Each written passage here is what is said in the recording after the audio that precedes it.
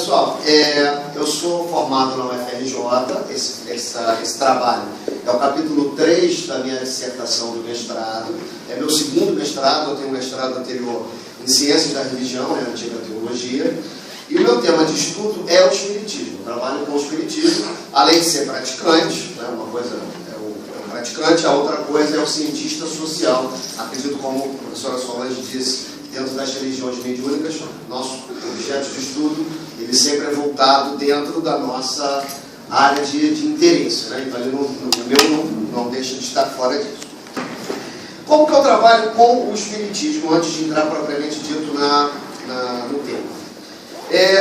Fazendo um contraponto entre matéria e espírito, eu trabalho no entendimento nosso para historiadores, entre eixo diacrônico e eixo sincrônico. De que maneira eu faço isso?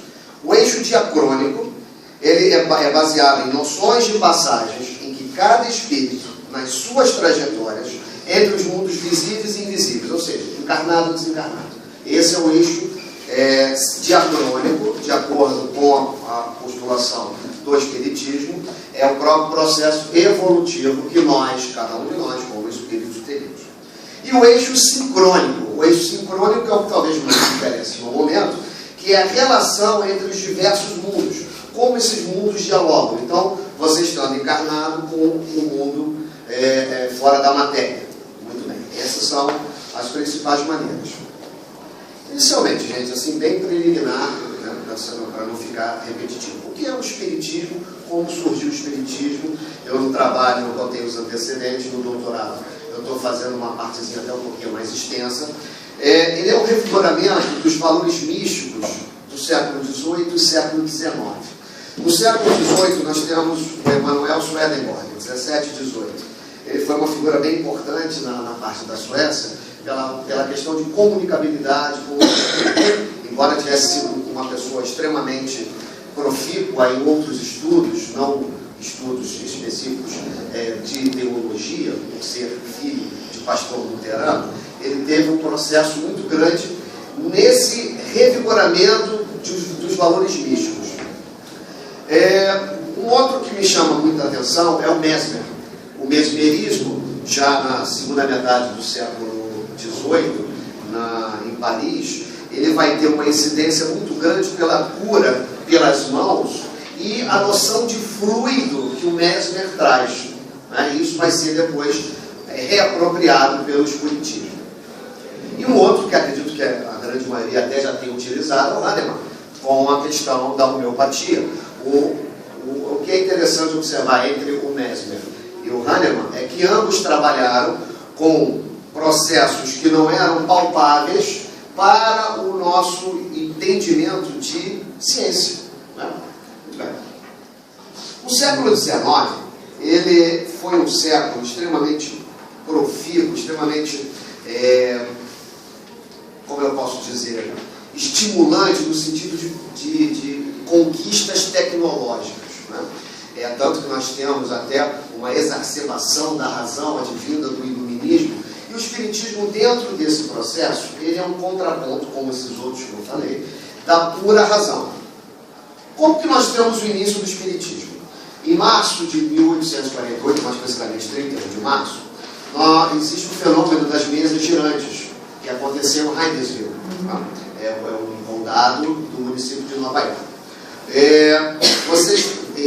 Dentro desse processo, você tem uma comunicação entre as irmãs Fox com o espírito, acordo os relatos, de um homem chamado Charles Cosman, que estava desencarnado. Ele foi assassinado na casa, foi colocado na parede, né, o corpo dele, e posteriormente ele queria contar a história dele. Esse é o processo inicial do Espiritismo, que depois vai ter na figura, eu tenho que ver o nome todo, porque não gravo, Hippolyte Léon Denis Rivail, o chamado pseudônimo de Allan Kardec, vai ter a codificação de todas essas mensagens em uma bibliografia básica, considerada basilar, começando com o Livro dos Espíritos e terminando com 1868 com a Gênesis. Muito bem, pessoal.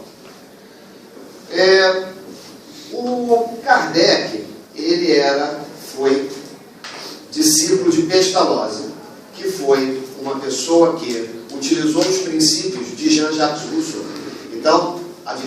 iluminismo, você tem a retirada de ideias como tolerância, fraternidade, universalidade, e isso o Kardec vai levar através do Instituto Pestalozzi, que ele estudou e depois vai fundar em Paris. O Espiritismo, dentro da sua proposição, ele tem um livro de filosofia, que é o Livro dos Espíritos, o livro científico 2, que você tem a Gênese, e o próprio Livro dos Espíritos, o religioso, né, com o Evangelho segundo o Espiritismo, e a parte das penas, que é o céu e o inferno. Ele conta com um método científico, o científico entendido aqui como experimentação, observação, conclusão, uso da razão e lógica. Existe muita crítica ao dizer que o Espiritismo é ciência. Então, a ciência colocada para o Espiritismo, ou o entendimento, é através desse processo de experimentação, observação, conclusão, mediante o uso da razão e da lógica. Por isso, o nome de fé raciocinada. Eu até aqui na quarta-feira, no lançamento do livros, eu até lancei esse meu quarto livro, que é inclusive a dissertação. Ele está ali na livraria Livros e Livros, mas eu devo pegá-los que hoje, amanhã, não indo embora. Mas vamos lá. Como que eu trabalhei, gente, nesse capítulo 3, que é a cereja do bolo, né, do meu trabalho, na minha dissertação? Eu peguei vários conceitos e fui contrapondo com o Espiritismo. Eu me formei na UFRJ, mas em História Comparada. Faço parte do Laboratório de História das Experiências Religiosas, sou cofundador, não sei se vocês conhecem o André Chivitarese, que é o coordenador, foi meu orientador e é o meu orientador no doutorado. Muito bem. Então eu peguei vários conceitos dentro do contexto de época, porque não podemos esquecer, como historiadores, que o homem é fruto do seu tempo. Sendo fruto do seu tempo, mesmo estando lidando, vamos dizer assim, com algo que transcende a matéria, metafísico, ele não poderia colocar determinados elementos que não seriam compreendidos à época. Por isso que o Espiritismo é uma ciência, uma filosofia que não fica estagnada, porque ela vai acompanhando os processos conforme o próprio processo evolutivo do homem. Então, o primeiro que eu usei foi fluidos. Como eu falei do Mesmer, ele já era utilizado desde Aristóteles na Antiguidade como éter. Ele depois é remodelado para fluidos e Kardec vai utilizá-los para estados da matéria que não são conhecidos pela ciência. Então, tudo aquilo que não é palpável, ele chamava de fluido. Só para vocês terem uma ideia, o primeiro voo de balão foi em 1785, se não me falha a memória, e era utilizado, né, um gás, né, para encher. Então, aquilo foi um espetáculo que as pessoas não conheciam. Então, isso se tornou muito em voga no século XIX. Uma outra coisa que advém do iluminismo no século XVIII são o princípio da caridade, que é muito apregoada no Espiritismo. Mas a caridade do século XVIII era uma caridade diferente, era uma caridade filantrópica. Então, eram pessoas que tinham um bom cabedal financeiro e que ajudavam determinadas entidades com fins próprios, estudos, reuniões de conhecimento e etc. E isso vai se tornar, para o século XIX, um outro patamar. Por quê? Com a Revolução Industrial, a camada chamada operária, ela vai ter uma vida extremamente sufocada. Então, vai ser uma camada, uma classe social que surge, uma classe social que surge e vai depender muito desse processo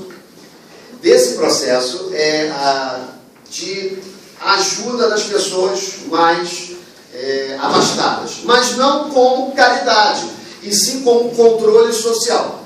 O Espiritismo vai colocar que a caridade, independente do valor pecuniário, é uma questão de ajuda entre uma pessoa ou um grupo a outro, independente do dinheiro. Esse é um entendimento bem diferenciado que o Espiritismo traz. Uma outra, que aí é o cerne da questão própria do Espiritismo, embora todos eles permeiem, a questão da educação. Você, no século XVIII, um dos lemas do iluminismo é a retirada da ignorância do homem através da luz da razão. Pestalozzi, assim como Rousseau, como o seu antigo mestre, vão preconizar e muito a educação. Rivail era um pedagogo, ele teve na vida dele, então eu estou citando Rivail porque é antes do pseudônimo Allan Kardec, porque ele marcou bem para dividir essas duas fases. Ele teve mais de 20 livros que ele traduziu, que ele utilizou no processo pedagógico em Paris. Ele era uma pessoa extremamente conceituada nessa área. E ele coloca no lema do Espiritismo, um dos lemas é: amai-vos, e aí você tem o entendimento de caridade, e instruí-vos, que é o entendimento da educação. Então, o iluminismo retira os homens da ignorância pela razão, mas o Espiritismo, além de apregoar a questão da instrução, da educação, uma questão da construção do homem de bem. É aquilo que você vai levar com você para com os outros. Então, uma modificação também no entendimento desse item educação. Um outro item bem posicionado, bem postado no século XIX, e aí como doutrina social, é o positivismo do Comte. Como que o positivismo do Comte dialogou nesse período? Ele apregoava a questão da sua física social. Então, os povos passariam pelo processo religioso, depois pelo processo filosófico. Aí você entende bem o que ele está querendo dizer. Processo religioso é quando você tem uma incidência mais primitiva. O processo filosófico, ele está se referindo à Grécia, né, ou Atenas clássica do século V. E aí ele preconiza, nessa física social, nesse processo evolutivo dele, de progresso, um processo científico, né, do século XIX. Já Kardec coloca que o progresso científico, tecnológico, se não for acompanhado com o processo moral e intelectual, ele fica inócuo, porque você não tem um equilíbrio da balança, né? Seria a educação com a razão, né, o estudo, o conhecimento, e a outra, a moralidade. Muito bem.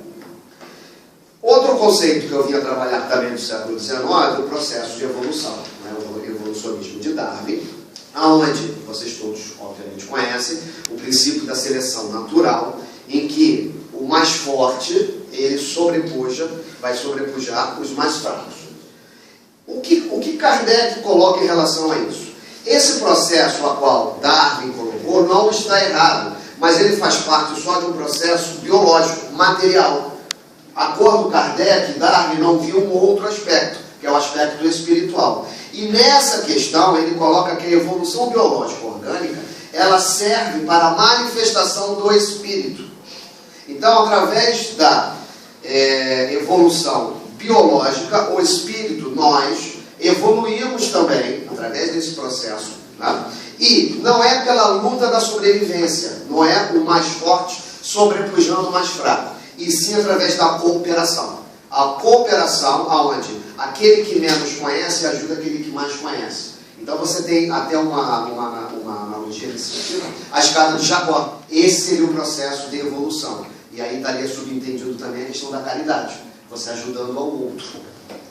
E para terminar, antes que eu leve o cartão vermelho, além da blusa, o processo de revolução. Né? E aí você pega o socialismo científico, conhecido para nós no século XX, XXI, o marxismo, aonde o Marx vai preconizar a luta, né? O materialismo histórico, a dominação do forte, do mais fracos, a contraposição entre aquele que está no poder e aquele que é dominado, ou seja, essa dialética que ele faz no seu processo de entendimento. O Kardec vai colocar o seguinte: muito bem, beleza, revolução, mas não para fora, mas para dentro. E aí você entende uma outra postura do espiritismo, que é a busca do autoaprimoramento, ou, mais comumente chamada, de reforma íntima. Então, dentro desses 6 pequenos itens, obviamente bem resumidos, o que eu trouxe para vocês? O dialogando com o espiritismo é isso. É como que o espiritismo dialogou com as doutrinas sociais do seu meio, do século XIX, segunda metade do século XIX, mas pegando elementos um pouquinho mais para trás, e ele se articulou, né, como uma doutrina social também, porque ele é uma doutrina.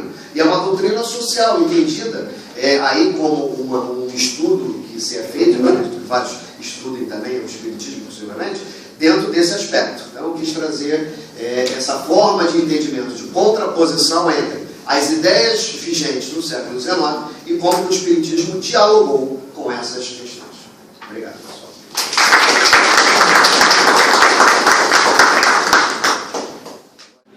Bom, posso continuar aqui pela sequência? Qual o seu nome? Desculpa. Wanda. Wanda, em relação à sua pergunta, o Pedro Paulo falou da leitura, então, basicamente é isso, muita revisão bibliográfica, muita leitura. No meu caso específico, aí eu posso conjugar com a professora Solange, com a pergunta de conceito. O meu trabalho, ele está classificado, é óbvio, né, foi feito no mestrado em História, mas um dos meus lados sensos é em Filosofia. Eu gosto muito de Filosofia, tanto que eu trabalho com um construto que eu elaborei, fui mais ousado, né, nesse sentido. O construto é o quê? É a reunião de dois conceitos, então se torna mais abstrato. Eu criei um construto, se chama dialética cultural espiralada. Dois conceitos, dialética, cultura e uma forma geométrica, me apropriando do Ginsburg, do Ginsburg, onde diz a circularidade de ideias, mas além de circular as ideias, tem uma forma espiral, e aí entendendo como uma forma evolutiva, ou seja, de um ponto você tem a dialética e a cultura desse processo de entendimento, aí usando o Hegel, a forma da tese, da antítese e a síntese, e ela, quando se torna síntese, vai se tornar novamente uma tese, porque se inicia. Então eu criei esse construto, norteou na base teórica todo o meu mestrado, vou utilizá-lo no doutorado também, estou utilizando. Então, a minha revisão bibliográfica, ela, a partir disso, leituras, né, obviamente, a partir do corte temporal que eu estabeleci do século XV, visualizando as ideias e como essas ideias foram sendo retrabalhadas. Aí eu utilizei muitos autores, obviamente, mas tendo como comparação basilar a codificação espírita. Tá?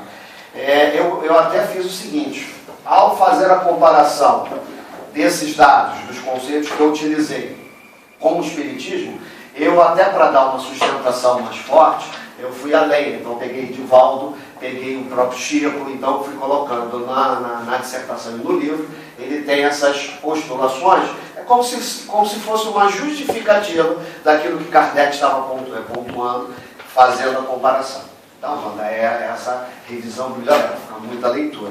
E professora Solange, como eu falei, a questão do conceito, eu trabalhei com os conceitos basicamente, inclusive em palestras anteriores, em simpósios anteriores, eu participei não na parte de religião, mas na parte de conceitos, né, defendendo o construto que eu efetuei, e concordo com Pedro Paulo na questão da doutrina, não como doutrina espírita, mas o conceito de doutrina, compilação de ideias, formulações, um código de postura, seria a doutrina, eu vejo dentro disso, né? No caso da doutrina, aí especificando, no caso da doutrina espírita, aí sim, é uma forma de entendimento, de visão de mundo. Eu não vejo, mesmo sendo praticante espírita, eu não vejo o espiritismo como religião. Ela tem uma das suas formas como religião, mas eu a vejo mais como uma conduta de ser, né, do homem frente a si mesmo e frente ao outro.